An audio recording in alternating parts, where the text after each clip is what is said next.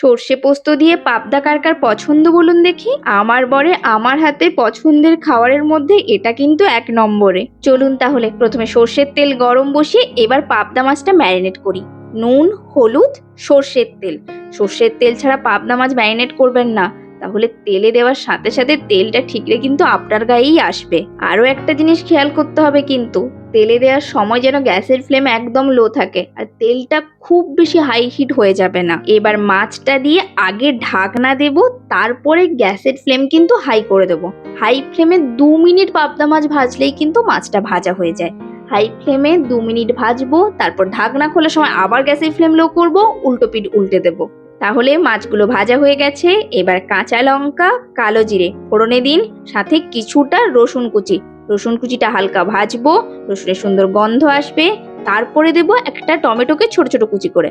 এই সময় অল্প নুন দিয়ে দেবো, তাহলে টমেটোটা তাড়াতাড়ি নরম হবে। অসময়ের টমেটো নরম হতে অনেকটা সময় লাগবে, নরম হতে থাক ততক্ষণে পেস্টটা বানিয়ে নিই।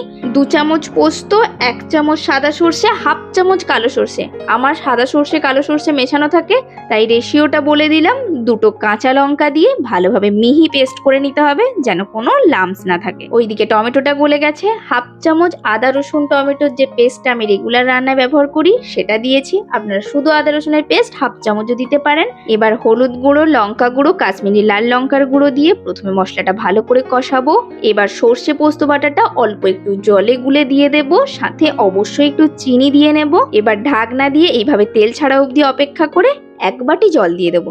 এবার সমস্ত মশলাটা জলের সাথে ভালোভাবে মিশিয়ে ২টো চেরা কাঁচা লঙ্কা দিয়ে দিলাম। এবার জলটা ভালোভাবে ফুটে গেলে মাছটা দেব।